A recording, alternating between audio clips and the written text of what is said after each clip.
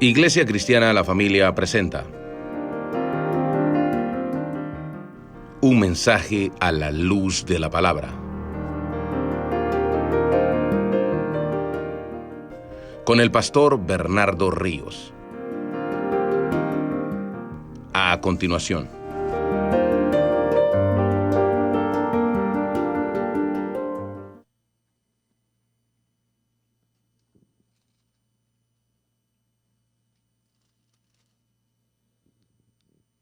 Juan capítulo 16, versículo 1.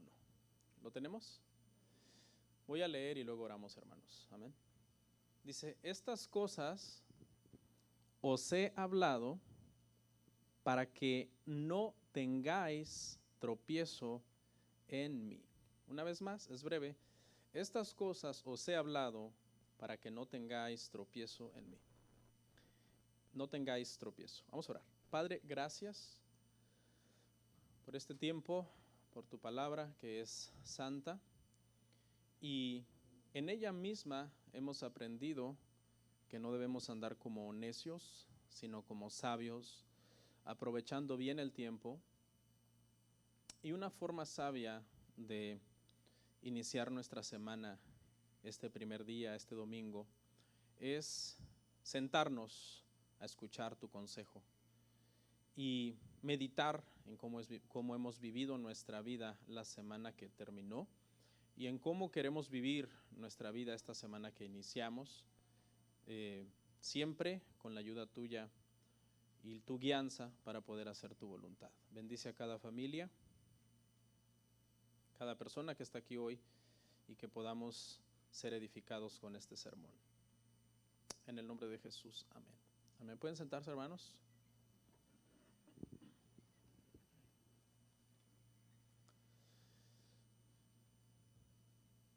Estamos y seguimos y estaremos todavía unos mesecitos más en Juan, el Evangelio de Juan. Iniciamos hoy el capítulo 16, si Dios permite.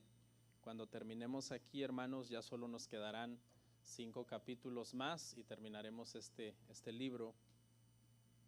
Me gustaría preguntar si a alguien estos sermones le han sido de ayuda espiritual. No tiene que levantar la mano, pero en lo personal, este estudio que hemos estado dando del Evangelio de Juan me ha llevado a un conocimiento, a un entendimiento más profundo de quién es Jesús, de la persona de nuestro Señor y Salvador. Para los que toman notas,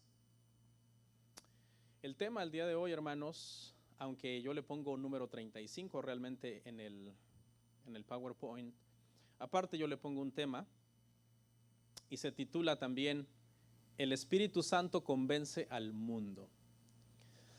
El Espíritu Santo convence al mundo.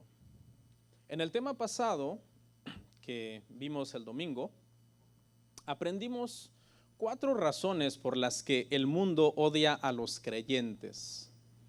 Entonces, basado en ese contexto, surge una pregunta.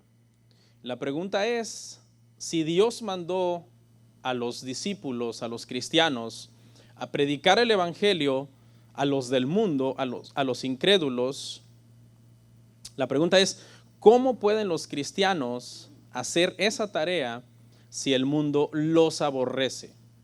O sea, ¿cómo podemos hacer esa tarea de predicarles el evangelio a un grupo de personas que por lo general de ellos lo que vamos a recibir es hostilidad, oposición, rechazo? El sermón de hoy nos da la respuesta, ¿ok?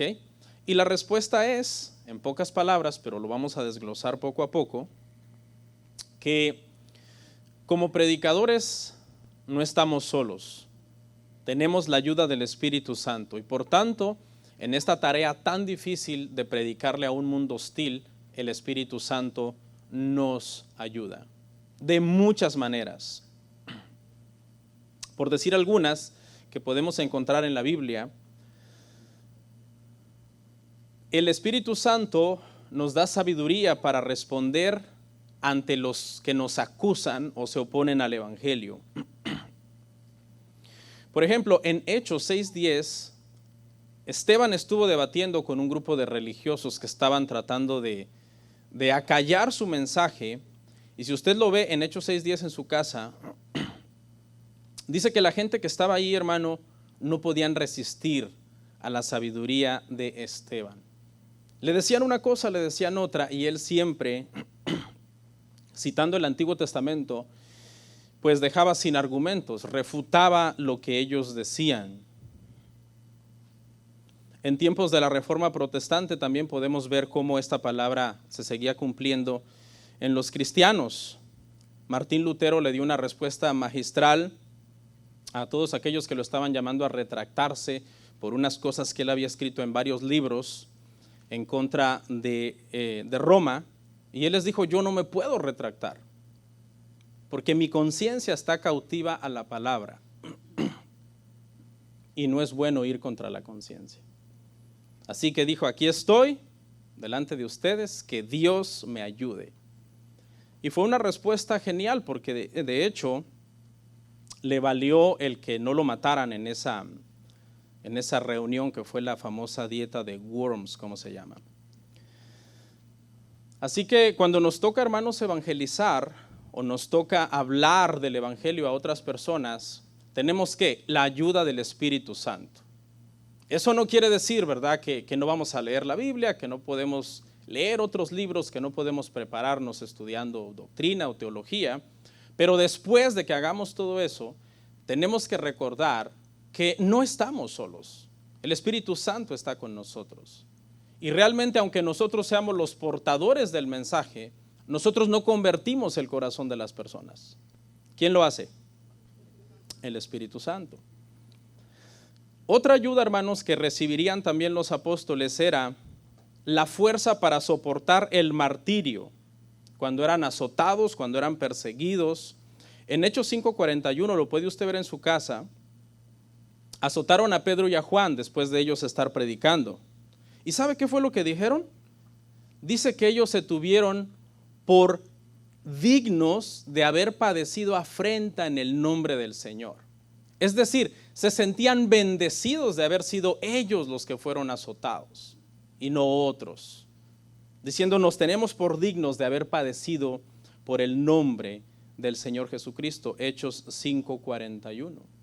Más adelante, siglos después, vimos que el Señor, o podemos ver que el Señor siguió dando fuerza a las personas que tuvieron que enfrentar el martirio a causa de la fe cristiana.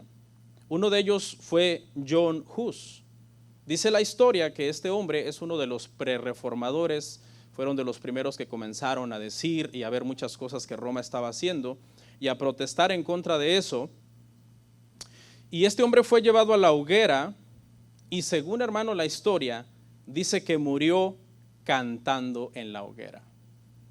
¿Se imagina eso? O sea, es una fuerza sobrenatural la que nosotros recibimos cuando nos toca ser perseguidos por causa del evangelio. Otra cosa que también el Espíritu Santo haría, y que es lo que vamos a analizar aquí, es que Él es el que convertiría los corazones de los incrédulos. Esta enseñanza debió de haber sido muy estimulante para los apóstoles, porque como predicador, una de las cosas que lo puede frustrar a uno es predicar, predicar y predicar y no ver conversiones. Pero ¿sabe quién es el que convierte el alma? Es el Señor. Es la palabra del Señor la que convierte al alma, la que hace sabio al sencillo.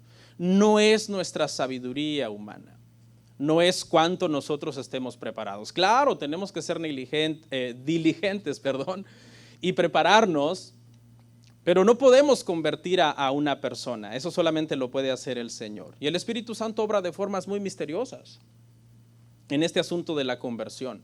Por ejemplo, les cuento, hermanos, que yo me convertí al Señor el primer día que fui a una iglesia cristiana. Nunca había ido a una iglesia cristiana, evangélica, protestante. Y ese día que fui, ese día me convertí al Señor. Y no tengo duda de que mi conversión, ¿verdad?, por el Espíritu Santo fue genuina, porque desde allí he perseverado en el Señor, creciendo lo más que puedo en santificación para ser. Dice que seguimos pues prácticamente la estatura del varón perfecto, ¿no? Que es Jesucristo. Ese es nuestro estándar, nuestro modelo.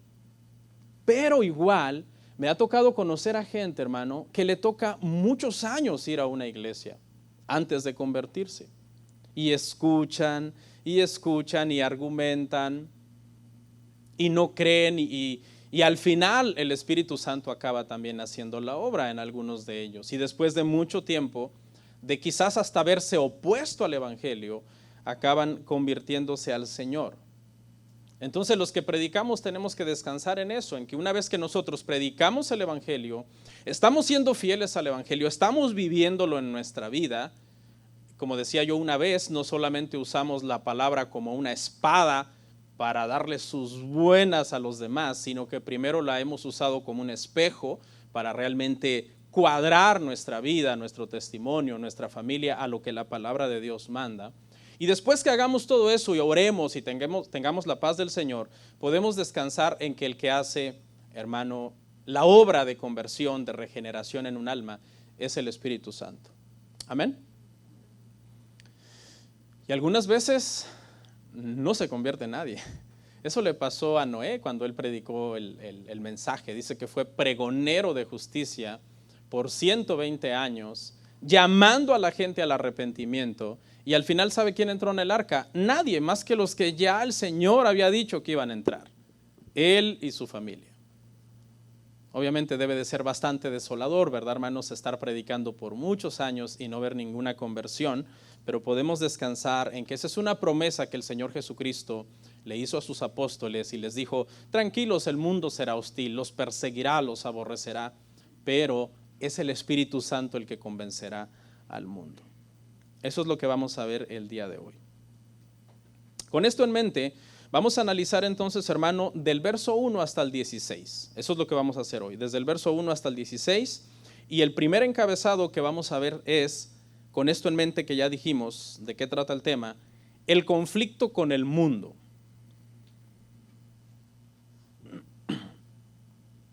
El conflicto con el mundo. Vamos a volver a leer el verso 1, pero hasta el 4. Retomemos desde el 1 y vamos a llegar hasta el 4. Estas cosas os he hablado para que no tengáis tropiezo. Os expulsarán de las sinagogas y aún viene la hora cuando cualquiera que os mate pensará que rinde servicio a Dios. Y harán esto porque no conocen al Padre ni a mí. Mas os he dicho estas cosas para que cuando llegue la hora os acordéis de que ya os lo había dicho. Esto no os lo dije al principio porque yo estaba con vosotros. Si alguien quiere entender más el contexto de estos 4 versos que vi, le sugiero que vea el sermón de la semana pasada, porque estos 4 versos están en ese mismo contexto. De las 4 razones que explicamos la semana pasada de por qué el mundo odia a los creyentes. Entonces es en este contexto que el Señor dice: estas cosas os he hablado para que no tengan tropiezo. Es decir, lo que ya dijo, las 4 razones que vimos la semana pasada de por qué el mundo aborrece a los creyentes. Jesús está queriendo preparar a sus discípulos para que no se desanimaran tan fácilmente por la persecución que había de venir. Él dice que no quiere que tropiecen. Yo no quiero que tropiecen, dice el Señor en este pasaje, porque de igual manera, si lo aplicamos en lo natural, a ninguno de nosotros como padres nos gusta que nuestros hijos se tropiecen, ¿verdad? Se caigan, ¿no? Que algo les pase en ese golpe que se van a dar. Me acuerdo que una de mis hijas, cuando era pequeñita, se tropezó y se dio un golpe en la cara terrible. Hasta de la escuela nos llamaron como diciendo: wow, ¿será que hay abuso infantil? Pero un tropiezo puede ser fatal, ¿no? Hay personas que se han tropezado y se han desnucado y ahí han muerto. La palabra griega es escandalizo y literalmente se refiere a una carnada sujeta a la punta de una trampa. Es como cuando aquel pescador pone un gusano bien atractivo en la punta de la carnada porque quiere atrapar cierto tipo de pez. ¿Sí? El pez piensa que realmente se está llevando un premio, pero realmente lo que está es cayendo en una trampa. Es una sorpresa para el pez. Una vez que él muerde la carnada, se da cuenta que está prácticamente atrapado en un anzuelo y es una reacción de sorpresa. El pez comienza a jalarse y bueno, yo nunca he pescado, pero me imagino que el que pesca comienza a batallar con la caña. ¿Quiénes pescan, hermanos? ¿Alguien pesca? Allá está el hermano. Bueno, un hermano pesca. A ver qué día nos da de su pesca, hermano. Dice, pesco, pero no agarro nada. Yo digo, voy a pescar, pero no traigo nada de vuelta a la casa. Pase a comprar aunque sea la Farmes, hermano. Jesús está diciendo, yo no quiero que cuando comience la persecución ustedes sean sorprendidos. O sea, no se sorprendan por eso. Yo no quiero que tropiecen en esa sorpresa. Porque unos minutos más tarde llega Judas con aquellos que venían para arrestar al Señor y fue algo sorpresivo para los apóstoles. Entonces les está diciendo que no se escandalicen en ese sentido, que vendrá persecución. Por tanto, la advertencia del Señor es muy oportuna. Viene justo a tiempo, justo antes de que comience la persecución. Porque en el contexto, recuerde, seguimos en este pasaje donde los apóstoles siguen en el aposento alto con el Señor Jesús, que va desde el capítulo 13 hasta el capítulo 17. Judas ya se fue, está a punto de regresar para entregar al Señor. Y entonces el Señor les dice que no quiere que tropiecen con esta persecución que vendrá. Ahora les quiero decir algo, porque cuando explicamos la Biblia tenemos que explicar todo el consejo de la palabra. Y Jesús les había dicho en Mateo 26:31 que tropezarían, que huirían en la persecución. Están camino a Getsemaní, pero es en Mateo, es un pasaje paralelo, 26:31, y Él les dice, todos os escandalizaréis de mí esta noche. ¿Sí? Y esa palabra es la misma que les está diciendo allá, no haya tropiezo, no se escandalicen, porque les dice, porque está escrito, heriré al pastor y las ovejas serán dispersadas. ¿Cómo entendemos esto, hermano? Que al mismo tiempo que el Señor les está diciendo a sus discípulos, yo no quiero que tropiecen, al mismo tiempo les está diciendo, todos ustedes tropezarán, porque se escandalizarán de mí esta noche.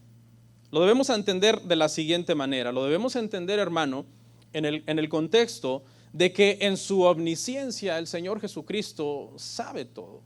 Sabe cuando algunas veces nosotros vamos a fallar, por adelantado Él lo sabe.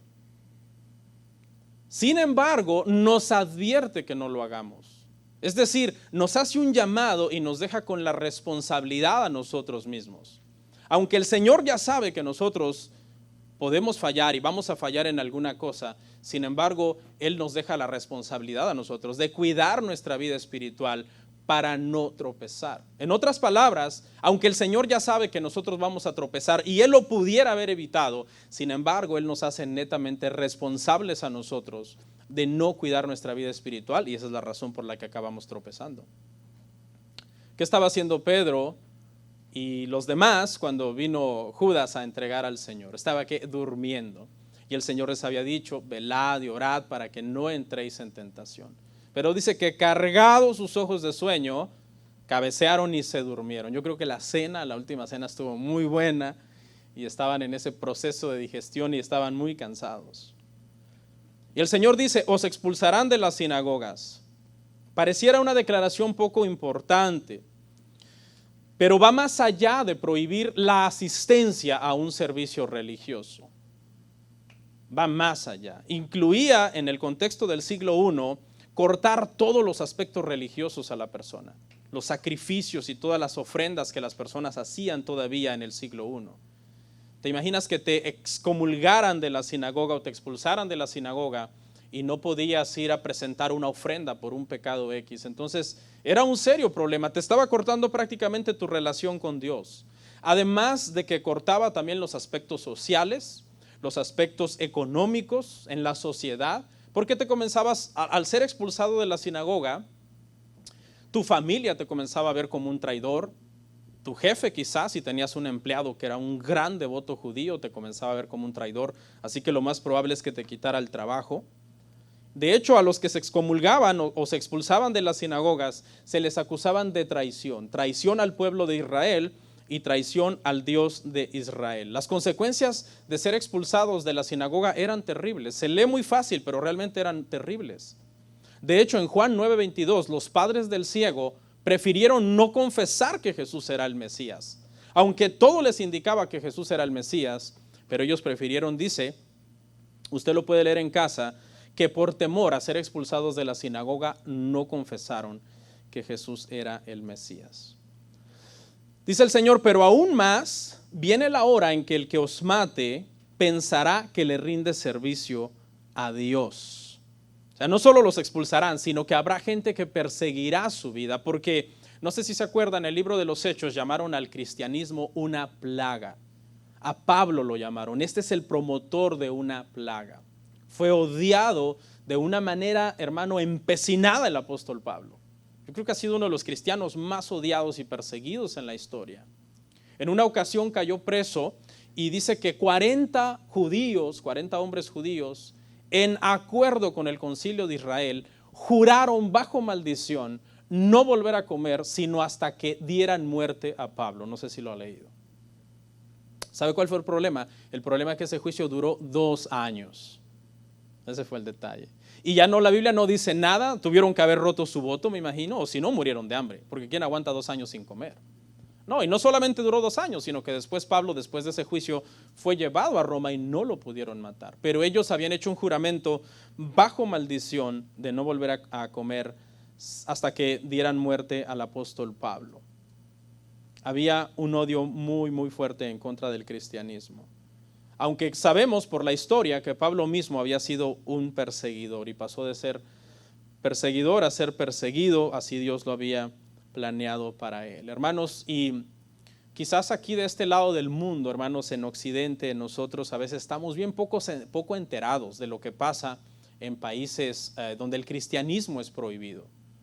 Porque alguien dirá, bueno, es que eso era en el siglo I, cuando los cristianos fueron perseguidos a muerte, o en el siglo II, a principios del siglo III. Pero aunque usted no lo crea, en pleno siglo XXI, hermano, siguen matando cristianos. En ciertos países donde se promueve o hay una religión dominante, donde hay un partido político comunista ateo que está completamente en contra del cristianismo, o donde predomina el Islam, por ejemplo. Por ejemplo, en estos días, no sé si sabe lo que está pasando en Afganistán, pero ahorita ser cristiano en Afganistán es una sentencia de muerte segura. A veces no nos enteramos. Yo escucho a un misionero en internet y él cuenta algunas veces testimonios de cómo dice, hermanos, oremos porque en tal país, a veces dice, no quiero ni decir ni el país, pero oremos porque hay un grupo de cristianos que están siendo asesinados por su fe y que ponen su vida, hermano, por el Señor. Dice el Señor en la última parte, esto no os lo dije al principio porque yo estaba con vosotros.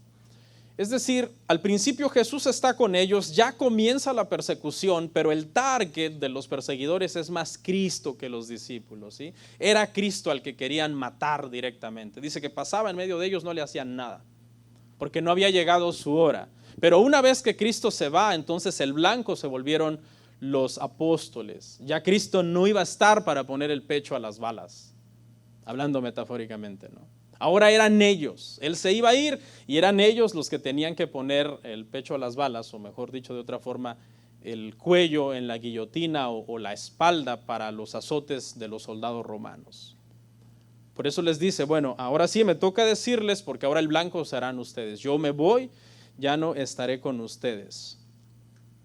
Algunas veces el Señor fue misericordioso y los eximió de algunos sufrimientos. Por ejemplo, en el caso de Hechos 5:41, el Señor permitió que le dieran sus azotes a Pedro y a Juan. O sea, no vino un ángel en ese momento y mató al verdugo que tenía el látigo en la mano. Pero algunas otras veces los salvó de una forma milagrosa también, porque les había prometido que el Espíritu Santo iba a estar con ellos. Por ejemplo, aquel pasaje donde Pedro está preso, yo no sé si usted se recuerda, es maravilloso, porque Pedro está preso y un ángel viene y lo libera. Y dice que cuando comienzan a caminar y el ángel va guiando a Pedro para sacarlo de la cárcel, todas las puertas se comienzan a abrir. Y a Pedro le cuesta bastante realizar que no es un sueño. Cuando se da cuenta, está en la calle, ya no está el ángel, está libre y se va a aquel lugar donde todos están orando por él. O aquel episodio donde Pablo y Silas están en un cepo hasta lo profundo de una cárcel y por medio de un terremoto el Señor dice que rompe todas las cadenas de los que estaban ahí. Los cimientos de la cárcel son cimbrados y todos son liberados. y el carcelero está a punto de matarse porque cree que ha perdido a los presos. La sentencia era sentencia de muerte, la pena era sentencia de muerte. Por eso, y Pablo le grita, no, no, tranquilo, aquí estamos. Se acaba convirtiendo al Señor este hombre. Pero algunas veces el Señor permitía el martirio hasta el final en sus siervos, porque como dijimos la semana pasada, Cristo dijo antes de ser crucificado, si esto han hecho en el árbol verde, ¿qué no harán en el árbol seco? El segundo encabezado, hermanos, es el consuelo a los discípulos. Juan 16, 5 al 7.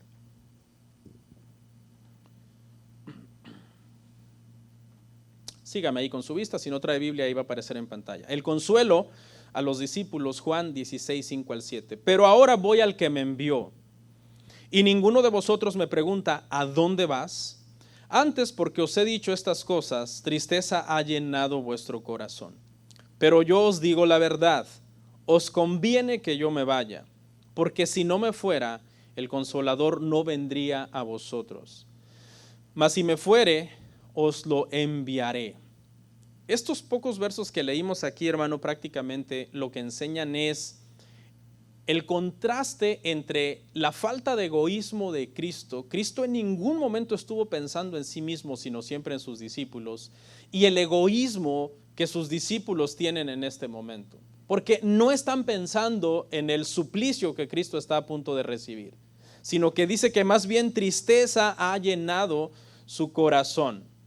Ninguno le da consuelo. Él les ha dicho ya que él será apresado, entregado en mano de los gentiles, escupido, crucificado, vituperado, y nadie ha venido a darle una palabra de consuelo a él. Ni siquiera sus más íntimos amigos, sus más cercanos. Más bien, las preguntas que ellos hacen en el aposento alto reflejan preocupación, pero por sí mismos, no por lo que el Señor está a punto de enfrentar. La pregunta de Felipe fue, Señor, ¿sabes qué? Mira, simplemente muéstranos al Padre y nos basta. Como si tú estuvieras contándole a alguien todas tus penas. No, pues mire, me ha ido muy mal, estoy mal económicamente, he estado enfermo, me ha ido pésimo, y la persona se saliera por la tangente por otro lado, pues está haciendo mucha calor, ¿verdad? Entonces, wow, ¿cómo le importo a esta persona?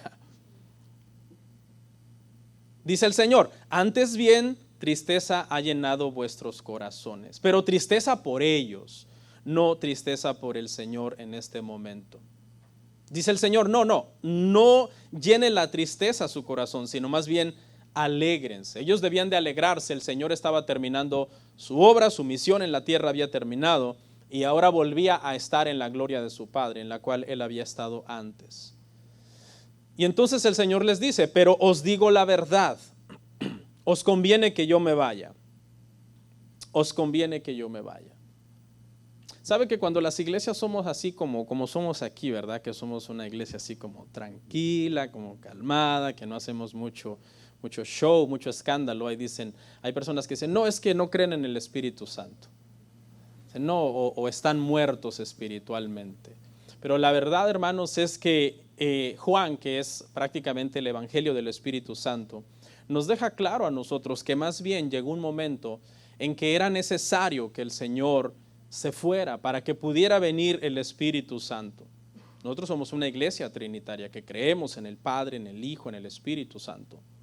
Que creemos que, de hecho lo vamos a ver cuando lleguemos allí en Juan, que la obra principal del Espíritu Santo es revelar la gloria de Cristo, enseñarnos la Escritura, llevarnos a una vida de santificación. Porque mucha gente entiende la llenura del Espíritu Santo como un show, pero nosotros, basado en las Escrituras, entendemos la llenura del Espíritu Santo como una vida completamente controlada por el Espíritu Santo, bajo el poder del Espíritu Santo. Les dice, os conviene que yo me vaya, y cuando yo me vaya, entonces enviaré el Consolador. Surge una pregunta.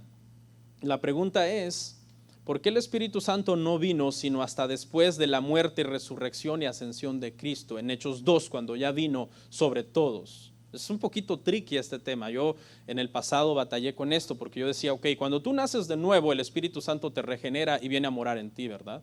Ok, esa es la doctrina de la regeneración. Nos volvemos templo, morada del Espíritu Santo. Pero ¿por qué el Espíritu Santo después vino otra vez ya en Hechos Pentecostés, en Pentecostés. Y el Señor aquí les dice, les conviene que yo me vaya, porque entonces Él vendrá, el Espíritu Santo vendrá. Y esto, hermano, lo tenemos que entender. No voy a meterme aquí mucho, seré breve, pero lo tenemos que entender que el ministerio del Espíritu Santo fue diferente antes de Hechos 2, antes de Pentecostés. Obró de una manera y después de Hechos 2 obró de otra manera. Fue un periodo de transición lo que se marcó prácticamente en Hechos 2. Y entonces todas las personas en el Antiguo Testamento nacieron de nuevo, fueron regenerados por el Espíritu Santo. No hay otra forma de ser salvo, más que a través de la regeneración y el nuevo nacimiento. Pero yo, por lo menos yo, si usted lo entiende diferente está bien y lo podemos discutir después de haber leído la Biblia y analizado esto, he llegado a la conclusión de que en el Antiguo Testamento, antes de la cruz, porque acuérdese que los evangelios todavía, hermano, como la cruz en los evangelios se da hasta el final de los evangelios, gran parte de los evangelios todavía es parte del antiguo pacto. Porque el nuevo pacto comienza cuando Cristo derrama su sangre en la cruz del Calvario. Por eso celebramos la cena del Señor, celebrando un nuevo pacto en su sangre y en su cuerpo que Él nos dio. ¿Okay? Pero Hechos 2 marcó una diferencia entre cómo el Espíritu Santo obraba antes en la vida de los cristianos, porque los cristianos siempre han existido, eso fue algo que expliqué la semana pasada, y cómo vino a vivir permanentemente ya en los regenerados después de Hechos 2. No hay otra forma en que podamos explicar esto, ¿no? O sea, ya en Hechos 2 el Espíritu Santo vino a vivir dentro de los apóstoles, dentro de los 120 que estaban ahí. Antes de Hechos 2 eran cristianos, eran nacidos de nuevo, pero el Espíritu Santo todavía no vivía de una forma permanente en ellos, sino que habían simplemente algunas manifestaciones del Espíritu Santo en ellos. Podemos hablar más de eso en otro día, pero considero importante explicarles esto, porque si no, de lo contrario, uno dice, ok, espérate, o sea, ¿por qué tuvo que venir el Espíritu Santo en Hechos 2? ¿No se supone que cuando Pedro nació de nuevo el Espíritu Santo vino a vivir en él? Bueno, tenemos que entender toda esta historia de cómo el Espíritu Santo obró desde un principio, antes de la cruz, y cómo en Hechos 2 fue una transición. Además, el Espíritu Santo tenía que venir después que Cristo fuera, hermanos, crucificado, resucitado y ascendiera al cielo. Porque su trabajo es venir a revelar la obra de Cristo al corazón de las personas no regeneradas. ¿Y cómo la tiene que revelar? La tenía que revelar una vez que Cristo había completado toda esa obra. O sea, el Señor tenía que terminar su misión en la tierra, y una vez que la terminara, que predicara el evangelio, fuera crucificado, resucitara de entre los muertos y ascendiera al cielo. Una vez que Cristo termina, ahora viene el Espíritu Santo a revelar toda esa obra completa de Cristo a las personas que van a nacer de nuevo y que van a ser regenerados. Por eso en este contexto que el Señor les dice a los apóstoles, os conviene que yo me vaya. Os conviene.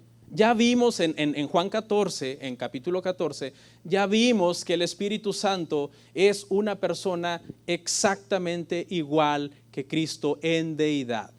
O sea, no, por eso que aprendimos esa vez, no os dejaré huérfanos, sino que alguien exactamente igual que Cristo en deidad vendría para estar con ellos. Y aquí hay un asunto teológico así rapidito que le comento que también tenemos que entender, y es que aunque nuestra salvación, bueno, al menos yo así lo entiendo, fue decretada en el pasado, en la eternidad pasada, donde no hay tiempo, ahí fue decretada nuestra salvación tuvo que ocurrir en el tiempo. O sea, el Señor, hermano, nos eligió para salvación, pero esa salvación tuvo que haberse efectuado en el tiempo, en esta era. ¿Y cuándo sucedió eso? Eso sucedió en la cruz del Calvario. Entonces, Pedro y todos aquí ya eran salvos. Cuando están hablando con Cristo, ¿ya eran salvos? Sí, ya eran salvos. Eran los discípulos del Señor. Judas ya no estaba. El falso discípulo, el que nunca nació de nuevo, ya se había ido. Entonces, ¿por qué les conviene que el Señor se vaya? Que esto termine, que el Señor sea crucificado, muerto y resucite, porque es allí en ese tiempo que algo que sucedió en la eternidad pasada se efectuará. ¿Sí? Nuestra salvación se efectuó en un tiempo real en esta era en la que nosotros estamos. Es como el Espíritu Santo, ¿verdad? Que es las arras de nuestra salvación, la garantía de nuestra salvación, como cuando tú das una garantía de algo, pero después en el tiempo tienes que pagar o liquidar esa deuda. Y eso fue lo que pasó en la crucifixión del Señor. Número que sigue, hermanos, el convencimiento por el Espíritu Santo. Leemos del 8 al 11. Espero no haberlos enredado, pero si se enredó, yo lo desenredo más tarde, ¿ok? No se vaya enredado a su casa. ¡Ay! No, bueno, digo yo, pero pues realmente es la palabra, ¿no? Yo le cito la Biblia, mire, es por esto. No, pero es que esto, es por este otro verso. No, pero es que es otro verso. Ya si usted no cree la palabra, ya es su problema. Ok, y cuando Él venga, convencerá al mundo de pecado, de justicia, de juicio. Primero, de pecado, por cuanto no creen en mí. Segundo, de justicia, por cuanto voy al Padre y no me veréis más. Y tercero, de juicio, por cuanto el príncipe de este mundo ha sido ya juzgado. Es el Espíritu Santo el que convence al mundo. Es decir, el Espíritu Santo también ministra y trabaja en los incrédulos. Claro, de forma diferente, ¿no, hermanos? El Espíritu Santo es el que regenera a los incrédulos y los llama a la salvación. A nosotros los creyentes que ya hemos sido regenerados nos llama al crecimiento, a la santificación. Somos ministrados de una forma diferente. Nadie puede salvarse sin la obra regeneradora del Espíritu Santo, porque los incrédulos, ¿cómo son descritos en la Biblia? En pocas palabras, son descritos como hijos de ira, personas que están en rebeldía en contra de la voluntad de Dios, cegados por el príncipe de este siglo para que no le resplandezca la luz del evangelio, muertos en delitos y pecados, ajenos a la vida de Dios. Así son descritos los incrédulos en la Biblia. Entonces el Espíritu Santo hace una obra de ministración. ¿Ok? Tú puedes venir aquí y escuchar la palabra y entender la palabra, y puede ser un mensaje genial. Y no estoy diciendo que lo sea, sino que pudiera ser. Pero aún por muy eficaz o elocuente que sea el comunicador, para que la salvación sea genuina, es el Espíritu Santo el que tiene que obrar en el corazón de la persona. De otra forma, no hay salvación. La gente se puede emocionar con una buena predicación. Y wow, creo que me convertí. Pero realmente no hay obra de regeneración si no es por el Espíritu Santo. El Espíritu Santo es el que penetra los corazones de piedra. Usted sabe que hay gente que puede ser dura, que tú en tu humanidad dirías, no, me voy a morir y no se convierte. Yo creo que muchos hubieran dicho eso de Pablo, ¿no? Wow, quizás podemos convertir a varios, decían alguien aquí en Judea, pero menos a Pablo, si Pablo es el que más nos odia. Y Pablo se convirtió y llegó a ser el que más amó a la iglesia. El que más perseguía a la iglesia, el Señor lo convirtió en el que más amaba a la iglesia. Decía que ni dormía pensando en la iglesia. El apóstol Pablo, me invaden muchas preocupaciones por la iglesia, decía. El Espíritu Santo es el que vence la resistencia del pecador al evangelio. Lo lleva a la fe salvadora en Cristo y a la comunión con Dios. Hay tres cosas que menciona este pasaje. Veámoslas rapidito. Número 1, dice que el Espíritu Santo convence al mundo de pecado. Aquí la palabra griega es amártias y no se refiere al pecado en general. ¿Sí? Aquí no quiere decir que el Espíritu Santo viene no se refiere al pecado en general, sino que se refiere a un pecado específico, y aquí se refiere al pecado de no creer en Cristo. Este es el pecado del que habla aquí.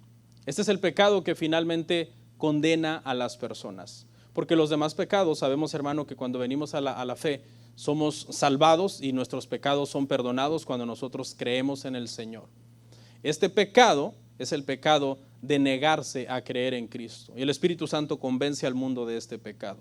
La segunda cosa, hermano, que el Espíritu Santo convence al mundo es de justicia. Y se refiere a la necesidad de tener la justicia de Cristo en nuestra vida. Que primero los convence de, si tú no crees en Cristo, tú estás perdido. Y comienza a hacer la obra en el corazón de la persona que está oyendo el evangelio. Y la segunda cosa que te convence es, y necesitas la justicia de Cristo para poder ser salvo. ¿Ok? Porque sin la justicia de Cristo, hermano, nosotros no obtendríamos entrada ante el Señor. Es la justicia de Cristo la que nos da entrada ante el Señor. Vamos a suponer, hermano, que nuestros pecados son perdonados. pero la justicia de Cristo no nos es aplicada, ¿en qué posición quedamos ante Dios? En una posición neutral. Es como, ok, tus pecados son perdonados, no te puedo lanzar al infierno, pero tampoco te puedo hacer mi hijo. Simplemente nuestra relación es neutral. Pero una vez que nuestros pecados son perdonados y la justicia de Cristo nos es aplicada, es entonces que el Padre nos comienza a ver como redimidos, dignos de estar con Él. Por eso cada doctrina en la salvación es diferente. Una cosa es la regeneración, otra cosa es la adopción. Adopción es cuando ya la justicia de Cristo está en nosotros y entonces pasamos a ser hijos de Dios. Es una posición diferente. Y la tercera dice que convence al mundo de juicio. Y aquí a lo que se refiere, y da una razón de por qué convence al mundo de juicio, y la razón es que dice, porque el príncipe de este mundo ya ha sido juzgado. Lo que quiere decir es, les está hablando al mundo, ok, mundo, si tu príncipe al que tú sigues ya ha sido juzgado, entonces tú, que eres el seguidor de este príncipe del mundo, tienes que saber que lo que recibirás, si no te arrepientes, ¿ok? Y crees en Cristo, y la justicia de Cristo no te es aplicada a ti, lo que te espera es el juicio que ya le ha sido dado a tu príncipe, al que tú sigues, al diablo en otras palabras. Si el diablo ha sido juzgado y condenado y eternamente será desechado por Dios, eso es lo que le espera a toda persona que no se arrepienta del pecado de no creer en Cristo, que no tenga la justicia de Dios sobre su vida, le espera entonces esa condenación eterna. Y por último, el Espíritu Santo revela la verdad. El Espíritu Santo revela la verdad. Leemos los últimos versos, hermano, del 12 al 15.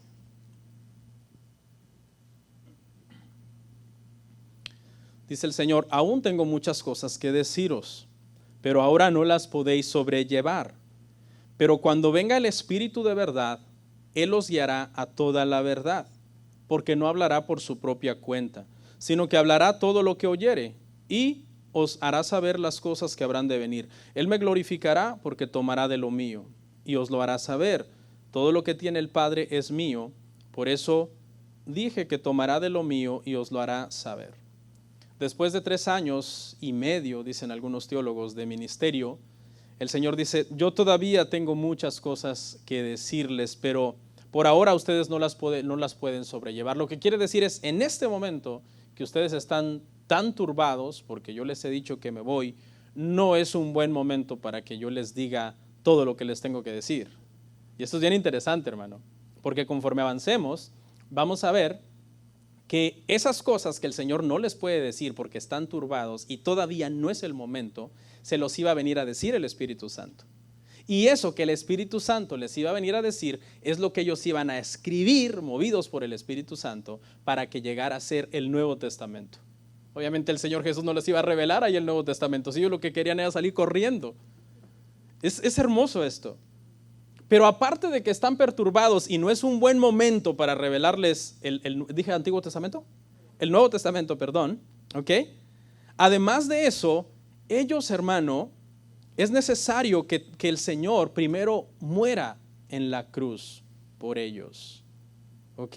Y la salvación que ya tienen desde la eternidad, es algo un poco difícil de entender, se ha efectuado en el tiempo. Porque aquí es donde quiero que usted entienda, ¿ok? Si nosotros somos salvos al creer en el sacrificio de Cristo en la cruz, ¿ok? Entonces, ¿cómo es que los apóstoles en este punto ya son salvos si Cristo todavía no ha muerto en la cruz?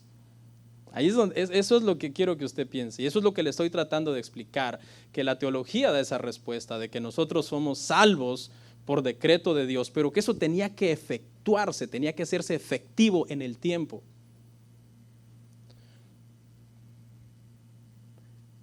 Y entonces el Señor les dice, pero cuando venga el Espíritu de verdad, Él los guiará a toda la verdad. Y toda esta verdad es la revelación del Nuevo Testamento, como les decía, hermanos. Amén. Que nuestra postura y la postura de la iglesia por siglos es esta, es que el Antiguo Testamento y el Nuevo Testamento son la palabra de Dios. Desde Génesis hasta Apocalipsis, por lo menos nuestra confesión de fe es esa, ¿no? Que hay 66 libros canónicos inspirados por Dios. Y esa es nuestra confesión de fe, porque a lo mejor hay otra iglesia que dice, no, son 72 y meten algunos apócrifos. Pero nosotros entendemos que hay 66 libros canónicos, desde Génesis hasta Apocalipsis, que es la palabra de Dios, y que en las Escrituras, en la Biblia, tanto el Antiguo Testamento como el Nuevo Testamento es llamado las Escrituras, la palabra de Dios. No es, hermano, el Nuevo Testamento no es, como muchas personas están diciendo, simplemente un documento cristiano. Ahorita se ha levantado mucha crítica textual, es algo que en la teología se llama crítica textual contra el Nuevo Testamento. Y están diciendo, no, el Nuevo Testamento es simplemente un documento cristiano, pero la palabra de Dios es la Tanaj, el Antiguo Testamento. Pero esa no es nuestra postura. Nosotros entendemos que Jesús existió hace 2000 años en esta tierra, históricamente hablando, y que el Nuevo Testamento es fidedigno en relatarnos y contarnos la vida de Jesucristo. Nosotros entendemos por la palabra que sus milagros fueron reales, literales, no cuentos, no leyendas, no mitos. La teología liberal trata de explicar los milagros de Jesús desde un punto de vista lógico. Dicen que aquella vez que multiplicó los panes y los peces, en realidad todo el pan había sido preparado y el pescado en una cueva, y que entonces Jesús se paró en la frente de la cueva y comenzaron a pasarle el pan y él lo sacaba por abajo de su manto. Realmente nosotros creemos que esa fue una multiplicación milagrosa, como muchos otros milagros, todos los demás milagros del Nuevo Testamento. Nosotros creemos que Jesús literalmente murió crucificado en la cruz, fue sepultado, resucitó al tercer día y ascendió al cielo. ¿Okay? Eso es el Nuevo Testamento, y eso es lo que el Señor les dijo a ellos: cuando Él venga, cuando el Espíritu Santo venga, os guiará a toda verdad. Y la última frase que analizamos, hermanos, para terminar es: Él tomará de lo mío y os lo hará saber. Él tomará de lo mío y os lo hará saber. Si el Espíritu Santo tomó lo de Cristo y nos lo hizo saber, entonces todo lo que el Espíritu Santo ha revelado en la palabra es confiable. Podemos confiar plenamente en lo que está escrito en el Nuevo Testamento. El Nuevo Testamento es un documento de inspiración divina. ¿Ok? Él confirma la palabra como veraz. Los cristianos, hermanos, no creemos en sí en la Biblia por el hecho de que la Biblia ha sido un documento que fue sometido al método científico, a un laboratorio para ser analizado. No, esa no es la razón. La razón es porque el Espíritu Santo lo inspiró, y el Espíritu Santo es el que nos mueve a nosotros a saber qué es la verdad suprema, qué es la palabra de Dios. Con esto concluyo, hermanos. Estas son 4 cosas que quiero que se lleven su corazón con este sermón, de lo que hemos aprendido. Primero, que los cristianos enfrentarían conflictos con el mundo. Si quieren más de esto, vea el sermón anterior. Segundo, pero que hay una consolación porque el Espíritu Santo vino y está con nosotros. Y no estamos solos. Muchas veces los cristianos andan así, hermano, por la calle de la tristeza, una vida completamente apagada, pero es porque quieren, ¿eh? Porque el Espíritu Santo, hermanos, es Dios, y podemos orar a Él y cantar a Él y tener una comunión con Él, y Él nos guiará siempre a darle la gloria a Jesucristo, a la santificación, a servir a Dios, amar a nuestro prójimo y por sobre todas las cosas amar a Dios. La tercera es que el Señor les explicó que el Espíritu Santo los ayudaría a ellos. Y la última, que también no solo los ayudaría a ellos, fíjese, sino que Él es el que obraría en los incrédulos para convencerlos. Podemos tener paz, podemos seguir predicando el Evangelio, dando buen testimonio, sabiendo que si nosotros somos fieles a la palabra, hermanos, el que va a hacer la obra es ¿quién? Es el Espíritu Santo. Amén. Él es el que va a hacer la obra. De repente acá en la iglesia, nosotros no somos una iglesia de un crecimiento explosivo, boom, ¿no? Hay iglesias que tienen así como la espuma, pero usted sabe, la espuma le haces así, no hay nada, no hay esencia, ¿no? Y hay personas que en el pasado me han dicho: pastor, yo creo que si con esta predicación, quién sabe cómo vamos a crecer. Bueno, vamos a crecer en la medida que el Espíritu Santo haga la obra en las vidas de las personas, porque nosotros lo que estamos predicando es la palabra de Dios.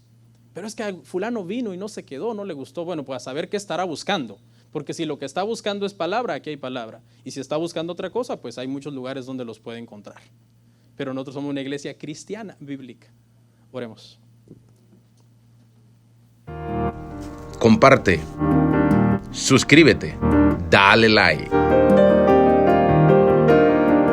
Gracias por tu sintonía. Hasta la próxima. Bendiciones.